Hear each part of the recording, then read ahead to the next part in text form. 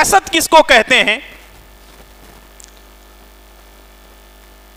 کسی آدمی کے اندر کوئی بھلائی اور اچھائی کو دیکھ کر کے یہ آرزو اور تمنا کرنا کہ وہ ساری چیزیں میرے اندر آ جانا اور سامنے والے کے پاس سے ختم ہو جانا، اس کو کہتے ہیں حسد۔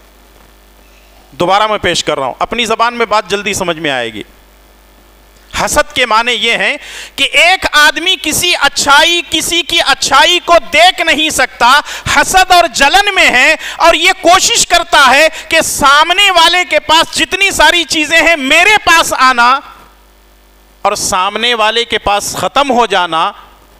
یہ حسد اور جلن ہے جو ہمارے معاشرے کے اندر پائی جا رہی ہے۔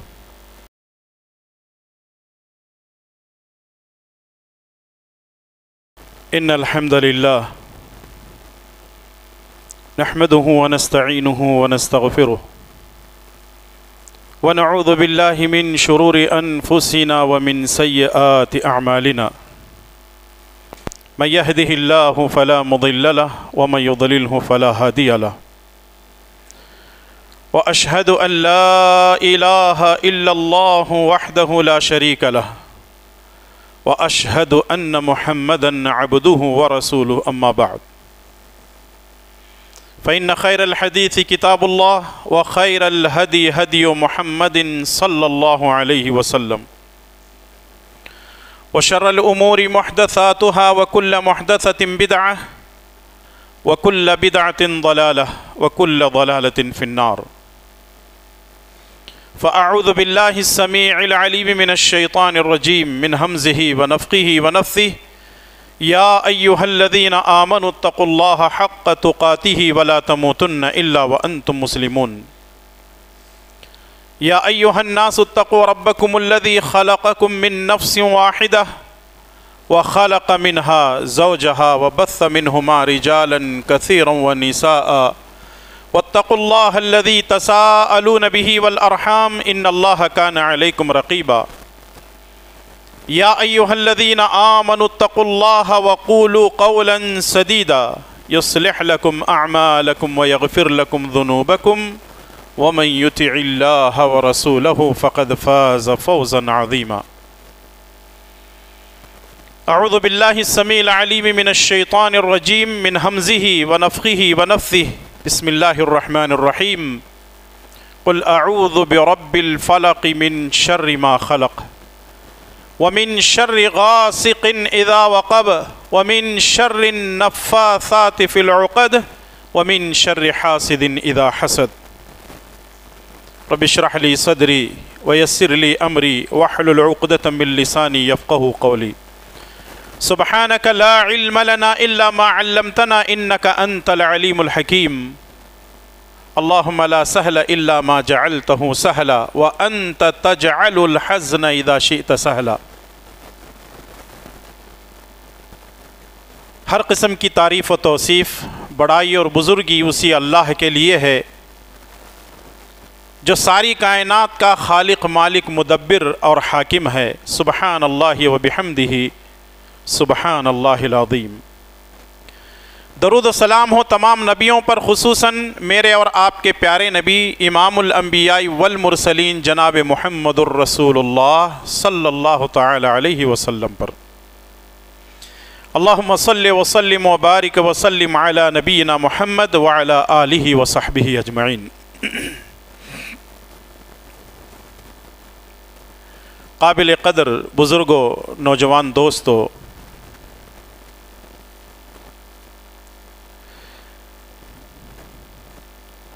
آج ہمارے معاشرے میں دین سے دور ہونے کا نتیجہ یہ ہے کہ بہت ساری برائیاں عام ہو چکی ہیں، اور برائیاں اتنی عام ہو چکی ہیں، کون سی برائی پر کہاں خطبہ دینا ہے، کون سی تقریر کرنی ہے، یہ بات ہماری سمجھ میں نہیں آتی، کیونکہ برائیاں عام ہو چکی ہیں۔ اگر بات عقیدے کے معاملے میں ہو تو یہاں بھی مسائل ہیں، معاشرتی زندگی میں ہو یہاں پر بھی بہت ساری برائیاں عام ہیں، انسان کی جو دلوں کی بیماریاں ہیں وہ بھی عام ہو چکی ہیں. کل ملا کر کے دین سے دور رہنے، کتاب و سنت کو نہ سمجھنے کا نتیجہ یہ ہے، اور اس میں سب سے بڑی مشکل یہ ہے کہ ہم دین نہ سیکھ رہے ہیں، نہ دین دوسروں کو پہنچا رہے ہیں، بلکہ ہم غیروں سے متاثر ہو کر کے ان کے عقیدوں کے، ان کے اعمال کو، ان کے تہذیب و تمدن کو اپنا کر کے ہم اپنی تہذیب اور تمدن سے، قرآن و سنت سے دور ہوتے جا رہے ہیں. انسان کے اندر جہاں بہت ساری، یا خاص کر کے مسلمانوں کے اندر جہاں بہت ساری برائیاں ہیں، ایک برائی جو بڑھتے جا رہی ہے، کم ہونے کا نام نہیں لے رہی ہے، اور اس برائی کا تعلق دل سے ہے. یہ چیز نظر تو نہیں آتی، اگر آپ ڈھونڈنا بھی چاہیں گے تو کہیں سے بھی یہ آپ کو نظر نہیں آتی، لیکن وہ برائی ہمارے اندر موجود ہے.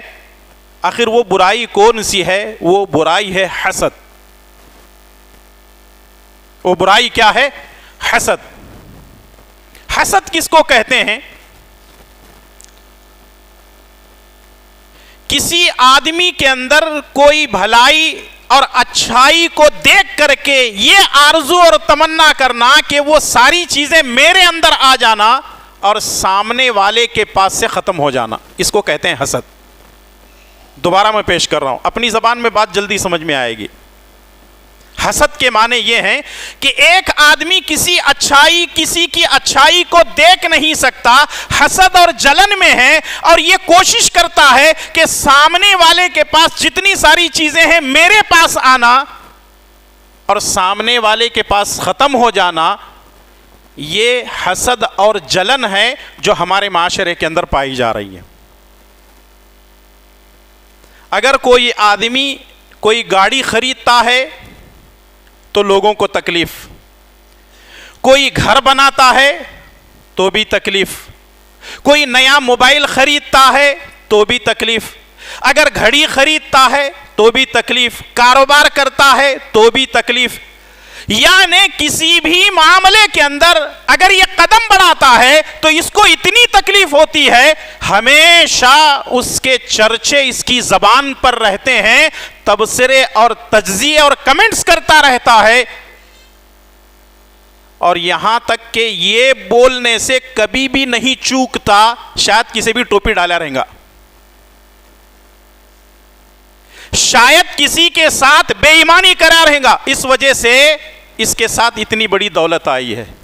سب سے پہلی بات تو یہ ہے، اللہ تعالی جب کافروں کو، مشرکوں کو، ملحدوں کو، دہریوں کو، کمیونسٹوں کو، جو اللہ کو نہیں مانتے، اللہ جب ان کو دے سکتا ہے تو کیا اللہ تعالیٰ کسی مسلمان کو دولت نہیں دے سکتا؟ ٹھیک ہے، جب آپ یہ سمجھتے ہیں کہ اللہ جب غیر کو دے سکتا ہے تو اللہ ہمیں بھی دے سکتا ہے، ہو سکتا ہے اس نے اللہ سے مانگا ہوگا، اللہ تعالیٰ نے اس کو دیا ہے. ہو سکتا ہے اس کے ماں باپ کی دعائیں اس کے ساتھ ہوگی، ماں باپ کی خدمت اس نے کی ہوگی. ہو سکتا ہے کسی غریب کا اس نے بھلا کیا ہوگا، کسی بیوہ عورت کا، کسی یتیم بچے کا اس نے بھلا کیا ہوگا، اللہ نے اس کو دیا ہوگا. یا اللہ تعالی اس کی تقدیر میں لکھا ہوگا اور اللہ تعالیٰ نے اس کو دیا ہوگا. تو آپ بھی مانگیے نا اللہ تعالیٰ سے، اللہ آپ کو نہیں دے سکتا؟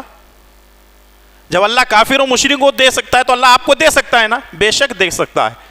آپ بھی کسی کے ساتھ بھلا کیجئے، وہ بھی آپ کو دعائیں دیں گے. آپ بھی ماں باپ کی خدمت کیجئے، آپ کے ماں باپ بھی آپ کو دعائیں دیں گے. یعنی اللہ تبارک و تعالی جب دوسروں کو دے سکتا ہے تو اللہ وہ چیز ہم کو بھی دے سکتا ہے مانگنے سے.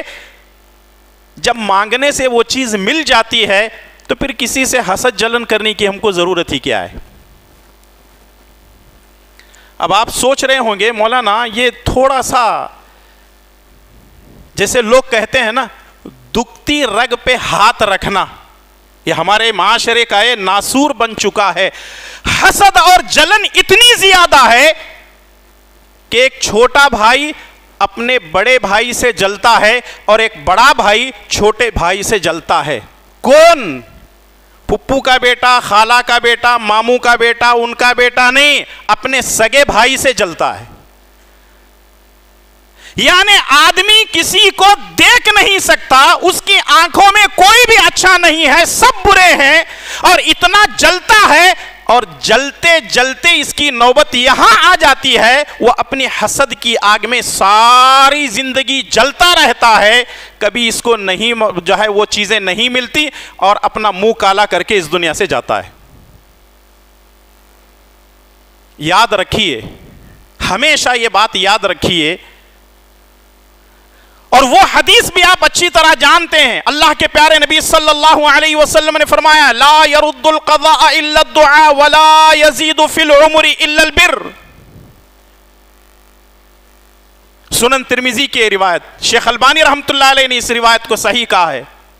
سلمان فارسی رضی اللہ تعالیٰ نے اس حدیث کے راوی ہیں، فرماتے ہیں رسول اللہ صلی اللہ علیہ وسلم نے فرمایا دعائیں تقدیر کو بدل دیتی ہیں، اور نیکی کرنے سے عمر لمبی ہوتی ہے.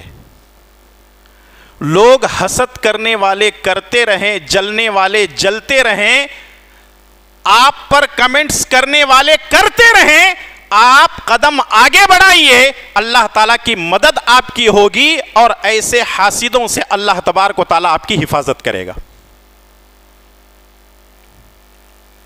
زیادہ نہیں، 1 2 سے 3 حدیثیں، اپنی بات کو میں ختم کر دیتا ہوں. سب سے پہلی حدیث صحیح بخاری اور صحیح مسلم کے حوالے سے، عن ابی ہریرہ رضی اللہ تعالی عنہ قال قال رسول اللہ صلی اللہ علیہ وسلم لا یجتمعان فی قلب عبد الایمان والحسد. ابو ہریرہ رضی اللہ تعالی عنہ فرماتے ہیں رسول اللہ صلی اللہ علیہ وسلم نے فرمایا کہ ایک دل میں 2 چیزیں جمع نہیں ہو سکتی. یہ جو ہمارا دل ہے نا، یہ ہمارے جسم کا سینٹرل گورنمنٹ ہے، یہ ساری چیزیں یہاں سے نکلتی ہیں، چاہے خیر ہو یا شر ہو. فرمایا رسول اللہ صلی اللہ علیہ وسلم نے فرمایا کہ 2 چیزیں ایک دل میں جمع نہیں ہو سکتی، الایمان والحسد، یعنی ایمان اور حسد، یہ دونوں چیزیں ہمارے دل میں ایک ساتھ نہیں رہ سکتی. اس کا مطلب یہ ہے کہ جہاں ایمان ہے وہاں سے حسد نکل جائے گا، اور جہاں حسد ہے وہاں سے ایمان نکل جائے گا. اب مجھے اور آپ کو اس بات پر غور کرنا ہے کہ ہمارے دلوں میں ایمان ہے یا حسد ہے. اگر ایمان ہے مبارک ہو آپ کو، اور اگر حسد ہے تو پھر اپنے دل کی اصلاح کر لیجئے، کیونکہ جہاں حسد ہوتا ہے وہاں سے ایمان رفو چکر ہو جاتا ہے. اور آج معاشرے پر اگر ایک نظر دوڑائیں، بھائی بھائی کا دشمن ہے، بھائی اپنے بہن کا دشمن ہے، ایک آدمی اپنے بہنوی کا دشمن ہے، اپنے چچا کا دشمن ہے، اپنے ماموں کا دشمن ہے، اپنے پارٹنر کا دشمن ہے، اپنے پڑوسی دکان والا دوسرے جو ہے دکان والے سے دشمنی کر رہا ہے، یعنی کسی کی اچھائی کو دیکھ نہیں سکتا. اور نتیجہ یہ نکلتا ہے کہ حسد میں آ کر کے سامنے والے کو برباد کرنے کے لیے آدمی جادو بھی کرتا ہے، تعویذیں بھی کرتا ہے، لیموا بھی پھینکتا ہے، اور جو کچھ ہو رہا ہے ہمارے معاشرے کے اندر وہ آپ کو معلوم ہے، اس کی تفصیل میں جانا نہیں چاہتا. ذرا سوچیں اور غور کریں کہ حسد کتنی بڑی بری بیماری ہے، جس کی وجہ سے ہماری نیکیاں ختم ہو رہی ہیں، ہمارا ایمان جا رہا ہے، ہم دنیا اور آخرت ہر جگہ ذلیل و خوار ہونے والے ہیں اس کی وجہ سے.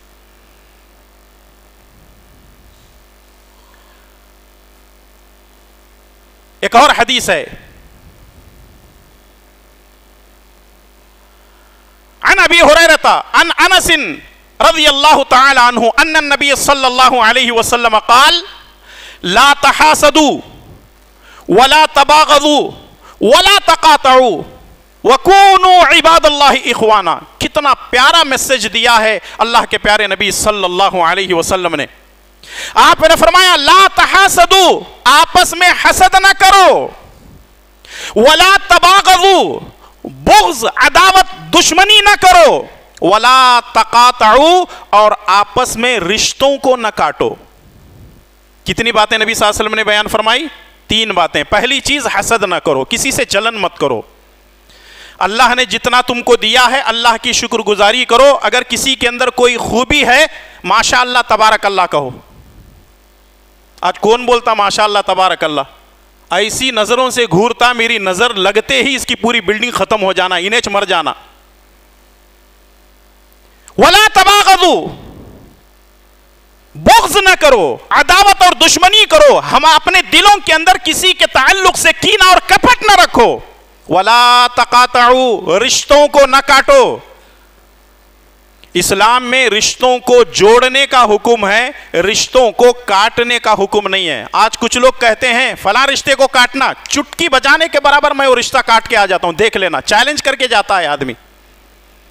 جبکہ صحیح بخاری کی روایت ہے, رسول اللہ صلی اللہ علیہ وسلم نے فرمایا لا يدخل الجنت قاطع, رشتوں کو کاٹنے والا کبھی جنت میں داخل نہیں ہو سکتا. اور ایک اور حدیث ہے, نبی صلی اللہ علیہ وسلم فرماتے ہیں کہ دو چیزیں ایسی ہیں اللہ تعالیٰ ان کو دنیا ہی میں عذاب دے سکتا ہے آخرت کے عذاب سے پہلے. دو چیزیں ایسی ہیں کہ آخرت میں عذاب دینے سے پہلے اللہ ان کو دنیا میں ہی عذاب دے سکتا ہے. ایک ظلم کرنے والے پر, سرکشی اور نافرمانی کرنے والے پر, اور دوسرا رشتوں کو کاٹنے والوں پر. اللہ تعالیٰ ان کو دنیا میں ہی عذاب دے سکتا ہے. تو اس لیے رشتوں کو ہرگز نہ کاٹیں, رشتوں کو جوڑیں. رسول اللہ صلی اللہ علیہ وسلم نے اس حدیث میں پہلے نمبر پر جو بات بیان فرمائی ہے وہ ہے وَلَا تَحَاسَدُوا, کہ آپس میں حسد نہ کرو. ذرا ہم اپنے آپ کو ٹٹولتے ہیں, ڈھونڈتے ہیں, آیا ہم جنتی ہیں یا جہنمی ہیں؟ یہ ایک فارمولا دے رہا ہوں میں آپ کو, حدیث آپ کے سامنے پیش کر رہا ہوں, صحیح الجامع کی روایت ہے. شیخ البانی رحمۃ اللہ علیہ نے اس روایت کو صحیح کہا ہے. عن معاذ بن جبل رضی اللہ تعالی عنہ قال,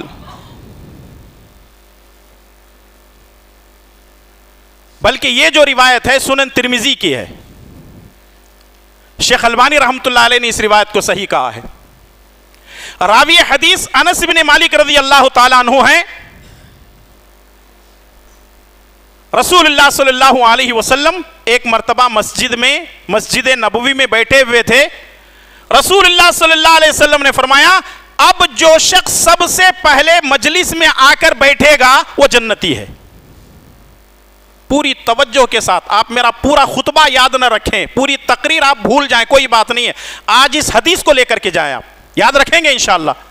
اللہ تعالی ہم سب کو عمل کی توفیق عطا فرمائے, آمین. انس بن مالک رضی اللہ تعالیٰ عنہ فرماتے ہیں کہ ہم رسول اللہ صلی اللہ علیہ وسلم کے ساتھ ایک مجلس میں مسجد نبوی میں بیٹھے ہوئے تھے. رسول اللہ صلی اللہ علیہ وسلم نے فرمایا اب جو شخص مجلس میں سب سے پہلے آئے گا وہ جنتی ہے. صحابہ کرام سوچنے لگے کون آئیں گے. ایک صحابی آئے, آ کر کے بیٹھ گئے. سعد ابن ابی وقاص رضی اللہ تعالیٰ عنہ, صحابی کا نام ہے سعد ابن ابی وقاص رضی اللہ تعالیٰ عنہ, آئے اور آ کر کے بیٹھ گئے. صحابہ کرام نے اندازہ لگایا, نبی صلی اللہ علیہ وسلم نے فرمایا کہ جو پہلے آئے گا وہ جنتی ہے. بھئی یہ تو ماشاءاللہ جنتی ہے, اور رسول اللہ صلی اللہ علیہ وسلم کی زبان مبارک سے جس کو جنت کی خوشخبری دے دی جائے کوئی انکار کر سکتا ہے؟ اللہ اکبر. وہ کیا خوش نصیب صحابہ کرام تھے, ان کے کیسے اعمال تھے, ان کی کیا خوبیاں تھیں, ان کے کیا اوصاف تھے اور کیا صفات ان کے تھے کہ وہ تھے تو جنتی لیکن دنیا میں چلتے پھرتے جنت ان کا انتظار کر رہی ہوتی. انس بن مالک رضی اللہ تعالیٰ عنہ فرماتے ہیں دوسرے دن نبی صلی اللہ علیہ وسلم کے ساتھ ہم بیٹھے ہوئے تھے. رسول اللہ صلی اللہ علیہ وسلم نے فرمایا اب جو مجلس میں سب سے پہلے آئے گا وہ جنتی ہے. صحابہ کرام کہنے لگے کہ کل سعد ابن ابی وقاص آئے تھے نا, وہ تو جنت کی سرٹیفکیٹ لے لے, آج دیکھیں ہیں کون پہلے آتا ہے, آج کس کو جنت کی سرٹیفکیٹ ملتی ہے. اتفاق سے سعد ابن ابی وقاص رضی اللہ تعالیٰ عنہ ہی دوسرے دن آتے ہیں. صحابہ کرام کہنے لگے ارے بھائی کل بھی نبی نے ان کو جنت کی خوشخبری, آج بھی جنت کی خوشخبری دی تھی. تیسرے دن نبی صلی اللہ علیہ وسلم پھر اعلان کرتے ہیں مجلس میں بیٹھ کر کے اب جو آنے والا ہے وہ جنتی ہے. عجیب اتفاق, فیصلے اللہ تعالیٰ کرتا ہے نا, اور بھیجتا بھی اللہ تعالیٰ ہے. تیسرے دن بھی وہی صحابی ہے سعد ابن ابی وقاص رضی اللہ تعالیٰ عنہ. اللہ اکبر, کتنی مرتبہ جنت کی خوشخبری ملی؟ 3 مرتبہ. اللہ اکبر. وہ کیا صحابہ کرام تھے. پہلے دن وہی آئے سعد ابن ابی وقاص, دوسرے دن بھی وہی آئے, تیسرے دن بھی وہی آئے. جب مجلس ختم ہو گئی، رات میں وہ جب اپنے گھر چلے گئے، عبداللہ بن عمرو بن عاص رضی اللہ تعالیٰ عنہ ان کے گھر پہ گئے. عبداللہ بن عمرو بن عاص رضی اللہ تعالیٰ عنہ ان کے گھر پہ گئے اور جا کر کے کہنے لگے کہ بھائی میرے باپ سے جھگڑا ہو گیا ہے، ایسا کرو میں 1-2 دن آپ کے ساتھ رہنا چاہتا ہوں. انہوں نے کہا ٹھیک ہے، کوئی بات نہیں ہے، جب تمہارے باپ کے ساتھ صلح صفائی ہو جائے گی پھر اپنے گھر پہ چلے جانا. عبداللہ بن عمرو بن عاص رضی اللہ تعالیٰ عنہ رات میں ان کے گھر میں رکتے ہیں، دیکھتے ہیں کہ وہ کتنے بجے اٹھ کر کے تہجد پڑھتے ہیں، کتنی عبادت کرتے ہیں، کتنا قرآن کی تلاوت کرتے ہیں. دن بھر دیکھتے ہیں کہ یہ کماتے کیا ہیں، کتنا ذکر کرتے ہیں، کتنا اذکار کرتے ہیں، کتنا قرآن کی تلاوت کرتے ہیں، کیا کیا کرتے ہیں. 3 دن تک وہ دیکھتے ہیں. تیسرے دن کہنے لگتے ہیں اے سعد بن ابی وقاص، بات دراصل یہ ہے کہ میرے باپ سے کوئی جھگڑا نہیں ہوا ہے. بولے تم تو کہہ رہے تھے جھگڑا ہوا ہے. بولے اصل میں جھگڑا نہیں ہوا ہے، بات میں یہ جاننا چاہتا تھا کہ رسول اللہ صلی اللہ علیہ وسلم نے الگ الگ 3 دن تک تم کو جنت کی خوشخبری کیوں دی. میں دیکھنا چاہتا تھا. میں نے دیکھا ہم جتنی عبادتیں کرتے ہیں تم بھی کرتے ہو، جو نمازیں ہم پڑھتے ہیں تم بھی پڑھتے ہو، جو تلاوت ہم کرتے ہیں وہ تم بھی کرتے ہو، جو ذکر و اذکار ہم بھی کرتے ہیں تم بھی کرتے ہو، جتنی نیکیاں ہم کر رہے ہیں ماشاءاللہ تمہاری پوری کی پوری نیکیاں موجود ہیں. سعد بن ابی وقاص رضی اللہ تعالیٰ عنہ کہنے لگتے ہیں کہ بات میں نے سمجھا نہیں. کہا کہ میں نے نبی صلی اللہ علیہ وسلم سے تمہارے بارے میں 3 مرتبہ جنت کی خوشخبری سنی ہے، میں وہ جاننے کے لیے آیا تھا، میرے باپ سے کوئی جھگڑا نہیں ہوا تھا. کوئی خاص بات؟ بولے نہیں کوئی خاص بات نہیں ہے. عبداللہ بن عمرو بن عاص کہتے ہیں کہ نہیں، کچھ نہ کچھ خاص بات ہے جس کی وجہ سے نبی صلی اللہ علیہ وسلم نے تم کو 3 مرتبہ جنت کی خوشخبری دی ہے. کہتے ہیں کہ بھئی کوئی خاص بات نہیں ہے میرے پاس، ایسا کوئی خاص عمل نہیں ہے، یہی جو تم 3 دن رہ کر کے دیکھ لیے نا. بولے نہیں یار کچھ نہ کچھ تو ہوگا تمہارے پاس، کوئی ایسی چیز ہوگی، کوالٹی ہوگی، کوئی ایسا عمل ہوگا جس کی وجہ سے نبی کریم صلی اللہ علیہ وسلم نے تمہیں جنت کی خوشخبری دی ہے. کہنے لگتے ہیں بس ایک ہی بات ہے. بولے جلدی کرو، میں وہی تو جاننے کے لیے آیا ہوں، وہی تو میں جاننا چاہتا ہوں کہ وہ کون سی تمہارے اندر خوبی ہے جو تم جنتی ہو. 3 مرتبہ جنت کی خوشخبری تم کو دی گئی ہے. کہنے لگتے ہیں کہ اتنی بڑی بات نہیں ہے. کہا جو بھی ہے وہ بتا دو. کہنے لگتے ہیں کہ آج تک میرے دل میں کسی کے بارے میں حسد پیدا ہی نہیں ہوا. اللہ اکبر. میرے دل میں آج تک کسی کے بارے میں حسد نہیں ہوا. میں صرف یہ کہتا ہوں اللہ نے اگر کسی کو دیا ہے تو یہ محض اللہ کی توفیق ہے، وہ اللہ اور بندے کا معاملہ ہے. میں اس کے بیچ میں کیوں جاؤں؟ میرے دل میں کبھی حسد کسی کے بارے میں پیدا نہیں ہوا. اللہ اکبر. میرے بھائی اور دوستو سوچو اور غور کرو، ایک آدمی کے دل میں اگر حسد نہ ہو تو وہ کہاں جائے گا؟ کہاں جائے گا؟ جنت میں. لیکن ہم جائیں گے؟ کوئی گارنٹی نہیں ہے الا ماشاء اللہ. مگر جس کو اللہ تعالیٰ جنت میں داخل کرنا چاہے داخل کر دے. لیکن ہمارے حرکتیں، ہمارے کرتوت، ہمارے اعمال اور ہماری زبانوں سے نکلنے والے جملے یہ بتاتے ہیں کہ ہم کسی سے جل کر کے یہ بات کر رہے ہیں. اگر کوئی گھر بنا لیتا ہے، کوئی گاڑی خرید لیتا ہے، موبائل خرید لیتا ہے، تو ہم لوگ کہتے ہیں کہ ہاں موبائل نیا تو ہے اور ایک نیا ماڈل کا لیے رہتے تو اچھا ہوتا. بھائی اسے وہ پسند ہے انہیں لیا، تو کے بیچ میں جا رہا. یہ ایسے نہیں نکلتے الفاظ، یہ حسد اور جلن سے نکلتے ہیں. میرے پاس وہ چھوٹا موبائل ہے، اس کے پاس انڈرائیڈ ہے، اس کے پاس ایپل ہے. بھائی اس کے پاس ایپل ہے، اس کے پاس اور بھی بہت ساری چیزیں ہو سکتی ہیں. اس کے معاملات میں دخل اندازی کرنے کی ضرورت کیا ہے؟ اصل میں یہ حاسد ہوتا ہے. اس طریقے سے الفاظ اس کی زبان سے نکلتے ہیں.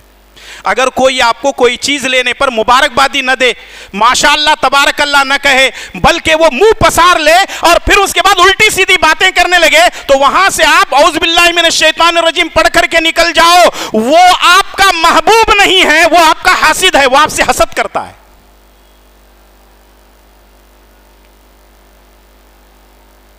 ایسے ہی ہم اس عمر کو نہیں پہنچے ہیں اور آپ بھی اس عمر کو نہیں پہنچے ہیں. لوگ ہی خود سکھاتے ہیں. ذرا سوچیں اور غور کریں آج ہمارے معاشرے کے اندر کتنا زیادہ حسد چل رہا ہے. اور ہمیشہ سے یہ عادت رہی ہے کہ ایک دوسرے کے حسد کرنے والے غیر کم ہوتے ہیں. جملہ سمجھیں, حسد کرنے والے غیر کم ہوتے ہیں, اپنے زیادہ ہوتے ہیں. ایک اور جملے کو یاد رکھیں کہ آج آدمی اپنے مسائل کو لے کر کے پریشان نہیں ہے. آج آدمی اپنے مسائل کو لے کر کے پریشان نہیں ہے, دوسروں کی اچھائی کو دیکھ کر کے پریشان ہے. انہیں خود پریشان ہے اپنے مسائل کو لے کر, اس کو پریشانی نہیں ہے کیا ہوتا دیکھیں گے تلے, لیکن دوسرے انہیں کئی کو گاڑی لے کو پھر رہا, انہیں اتنا بڑا بنگلہ کئی کو بنایا, اتنی اچھی کار اس کے پاس کہاں سے آ گئی, ہاں اس کی اتنی بڑی بلڈنگ کہاں سے, اتنا بڑا کاروبار اس کا ہے, ایک تھی دو بنایا, دو نہیں تین بنایا, تین نہیں چار دکانیں بنایا, کہاں سے پیسہ آ رہا کہ کیا بینکنگ لوٹے کہہ رہے نہیں. یہ جو جملے ہیں نا بڑی تکلیف دیتے ہیں, بڑی تکلیف پہنچاتے ہیں, لیکن ہم کچھ بھی نہیں کر سکتے. لیکن یاد رکھیے دو صورتیں ہمیشہ پڑھتے رہیں ایسی حاسدوں سے. میں آخر میں بتاؤں گا علاج کیا ہے اس کا, حاسدوں سے کیسے بچ سکتے ہیں. لیکن آئیے ایک اور حدیث میں آپ کے سامنے پیش کر دیتا ہوں, اور بھی بہت ساری چیزیں آپ کے سامنے پیش کرنا اس حدیث کے ذریعے سے. عن معاذ بن جبل رضی اللہ تعالی عنہ قال قال رسول اللہ صلی اللہ علیہ وسلم استعینوا على انجاح الحوائج من الکتمان. استعینوا على انجاح الحوائج بالکتمان فإن كل ذی نعمت محسود. صحیح الجامع کی روایت. معاذ بن جبل رضی اللہ تعالیٰ عنہ کہتے ہیں رسول اللہ صلی اللہ علیہ وسلم نے فرمایا ضرورت مندوں کی ضرورتوں کو چھپ کر کے پورا کیا کرو. ضرورت مندوں کی ضرورتوں کو چھپ کر کے پورا کیا کرو. فَإِنَّ كُلَّ ذِي نِعْمَةٍ مَحْسُود, کیونکہ جس کو نعمتیں دی جاتی ہیں اس کے پیچھے حسد کرنے والے بہت ہوتے ہیں. ذرا میں کھل کر کے سمجھانا چاہتا ہوں اس معاملے میں, غور کیجئے. ماشاءاللہ آپ کاروباری ہیں, آپ کے اپنی گاڑیاں ہیں, آپ کے بچے بڑے خوبصورت ہیں, ہاں آپ کے جو ہے گھر بڑا خوبصورت ہے, آپ کا کاروبار ماشاءاللہ اچھا ہے, لیکن یاد رکھیے ہم کرتے کیا ہیں, ذرا سا کاروبار اچھا ہو گیا, ذرا ڈیلنگ اچھی ہو گئی, ذرا کچھ بھی پیسے آ گئے تو ہم لوگ بولتے پھرتے ہیں مجھے وہ فلاں اس کے اندر جو ہے 2 لاکھ مل گئے, فلاں میرے کاروبار میں اس مرتبہ کاروبار میرا اچھا ہوا. تو آدمی ٹھیک ہے خوشی میں بول دیتا ہے, لیکن یہ نہیں معلوم سامنے والے کو آپ کی خوشی ہضم نہیں ہوتی, انہیں تو حاسد ہے آپ کا. رسول اللہ صلی اللہ علیہ وسلم نے فرمایا کہ اگر آپ کسی کی ضرورت کو پورا کر رہے ہیں تو چھپا کر کے اس کی ضرورت کو پورا کرو. مثال کے طور پر آپ کسی بھائی کو دے رہے ہیں, اپنی بہن کو دے رہے ہیں, چچا کو دے رہے ہیں, پھپھی کو دے رہے ہیں, خالہ کو دے رہے ہیں, رشتہ دار کو دے رہے ہیں, پڑوسی کو دے رہے ہیں, مسجد کو دے رہے ہیں, مدرسے کو دے رہے ہیں, چھپا کر کے دو. کیوں؟ جس کو نعمتیں دی جاتی ہیں اس کے پیچھے حسد کرنے والے بہت زیادہ ہوتے ہیں, اور نتیجہ یہ نکلتا ہے حسد کے اندر سے پوزیٹیو نہیں بلکہ نیگیٹیو ریس نکلتے ہیں جو سامنے والے کو بیماری میں مبتلا کر سکتے ہیں. تو جو نعمتیں اللہ نے دی ہیں ٹھیک ہے, اللہ کا اس پر آپ شکر ادا کیجئے اور اللہ کے راستے میں لٹائیے, مسجدوں کے لیے, مدرسوں کے لیے, غریبوں کے لیے, بیت المال کے لیے, جو آپ جس انداز سے بھی مدد کرنا چاہتے ہیں مدد کیجئے. لیکن آپ کہیں کسی حاسد کی نظر میں آ گئے اور اس حاسد نے آپ کے اوپر نیگیٹو ریس ڈال دیے, پھر تو آپ تباہ و برباد ہو جائیں گے. جیسے لوگ کہتے ہیں نا گزشتہ سال بہت اچھا تھا, یہ آدمی پتہ نہیں کیا ہوگا, دیکھو کتنا دبلا پتلا ہو گیا, خالی بیمار رہتا ہے. کیوں؟ کسی حاسد کی نظر لگی ہوگی اس کو. تو جو نعمتیں دی جاتی ہیں اس کو چھپانا ہے تھوڑا سا. ہم لوگ کرتے کیا ہے, نفع ہوتا ہے 1 لاکھ کا, دکھاتے ہیں 10 لاکھ کا. تمہاری یہیں پہ پڑتی ہے. کیوں؟ پہلی بات تو یہ ہے کہ آپ جتنا ملا ہے اس سے زیادہ بتا رہے ہیں. اس کا مطلب یہ ہے اللہ کی شکر گزاری کرنے کے بجائے رب کی طرف آپ جھوٹ منسوب کر رہے ہیں. اللہ نے دیا ہی نہیں, اللہ پہ جھوٹ بول رہے ہیں ڈائریکٹ. اللہ مجھے 10 لاکھ دیا, دیکھو اس کا مطلب ملے کتنے 1 لاکھ, آپ 10 بول رہے ہیں, اللہ پہ جھوٹ باندھ رہے ہیں آپ. اور دوسرا اپنا بڑا پن لانا چاہ رہے ہیں آپ. یاد رکھیے آپ دولت سے عزت نہیں کما سکتے, اس پر یہ بات سمجھنے کی کوشش کریں.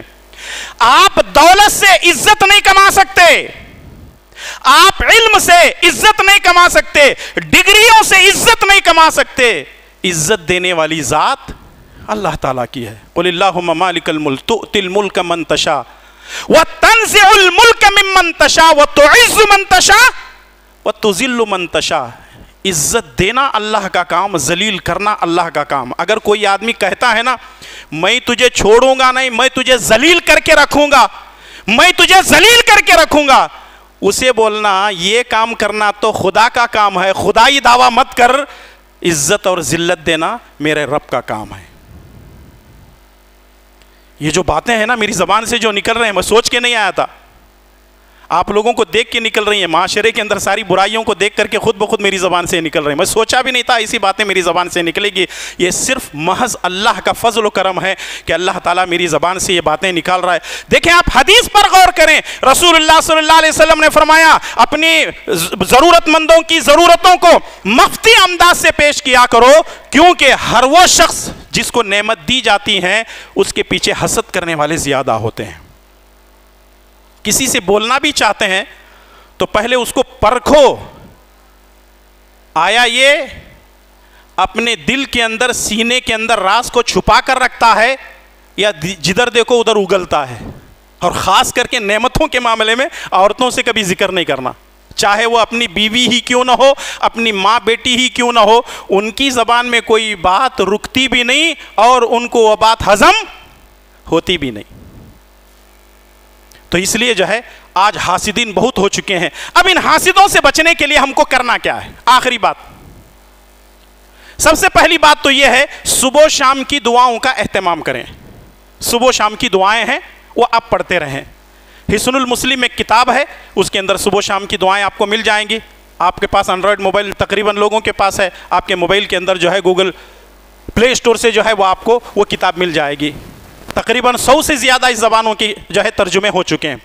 دوسری بات یہ ہے کہ ہمیشہ سورہ فلق اور سورہ ناس پڑھتے رہیں، اور حکم بھی ہے باقاعدہ ہر فرض نماز کے بعد 1 مرتبہ آیت الکرسی اور 3 مرتبہ 3 قل پڑھنا ہے، قل اللہ احد، قل اعوذ برب الفلق، قل اعوذ برب الناس۔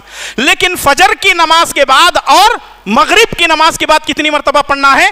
3 مرتبہ پڑھنا ہے، قل اللہ احد 3 مرتبہ، قل اعوذ برب الفلق 3 مرتبہ، قل اعوذ برب الناس 3 مرتبہ۔ کیوں؟ رسول اللہ صلی اللہ علیہ وسلم پر جادو کا جو اثر ختم ہوا ان دونوں صورتوں کی وجہ سے، اور حسد سے بچنے کی بھی اس میں دعا ہے۔ کیا ہے؟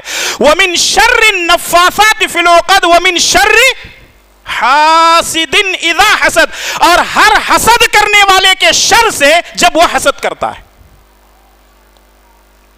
اور یہ حسد ہی کا نتیجہ ہے، حسد ہی کا نتیجہ ہے مسلمانوں کے اندر جھگڑے ہیں، حسد ہی کا نتیجہ ہے مسلمانوں کے اندر جماعتیں ہیں، حسد ہی کا نتیجہ ہے لوگ رشتہ داری کو توڑ رہے ہیں، حسد ہی کا نتیجہ ہے لڑائی جھگڑے ہو رہے ہیں، حسد ہی کا نتیجہ ہے لوگ جھوٹ بول رہے ہیں، حسد ہی کا نتیجہ ہے کہ لوگ اپنی زبانوں سے غیبتیں چغلیاں کر رہے ہیں۔ میرے بھائی اور دوستو، اپنے دلوں کو حسد سے صاف کرو اور ایمان کی دولت کو سے جو ہے اپنے دلوں کو مالا مال کر دو۔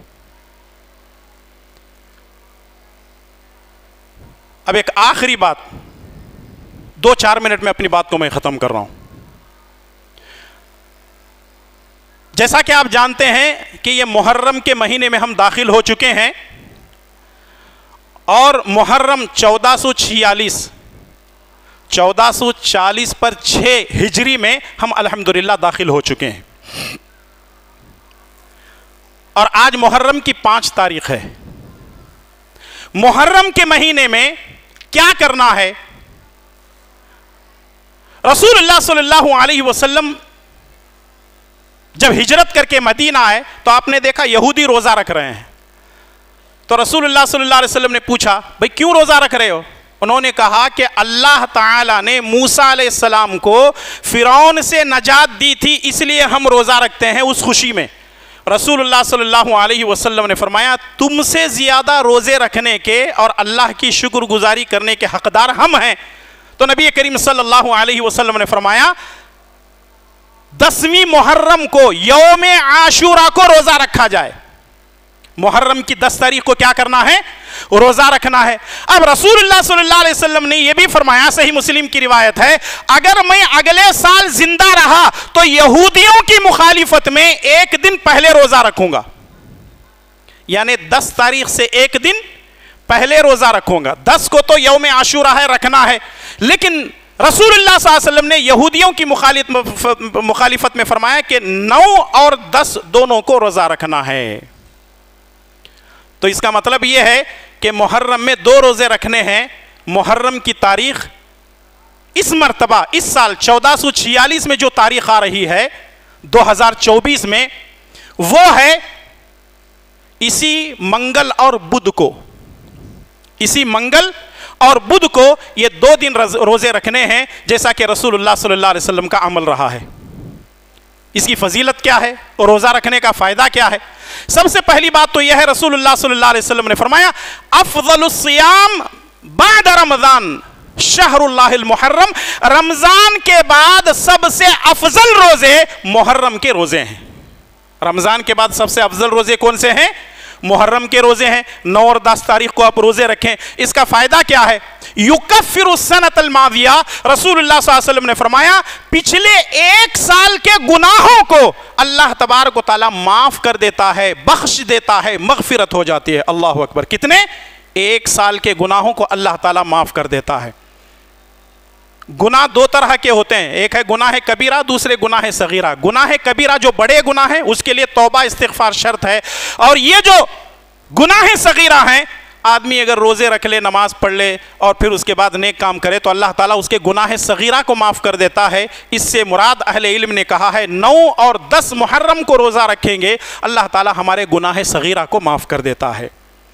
تو اس لیے میری آپ سے مؤدبانہ گزارش ہے کہ 2 روزے رکھنے کی نیت یہیں سے کر کے اٹھیں۔ ہماری سحری ہوگی منگل کی اور پھر بدھ کی 2 روزے انشاءاللہ تعالی ہم رکھیں گے۔ اللہ تعالی ہمارے اس عمل کو قبول فرمائے، آمین۔ لیکن اگر یہ بات نہ کہوں تو خود مجھے بھی تسلی نہیں ہوگی اور آپ کو بھی تسلی نہیں ہوگی۔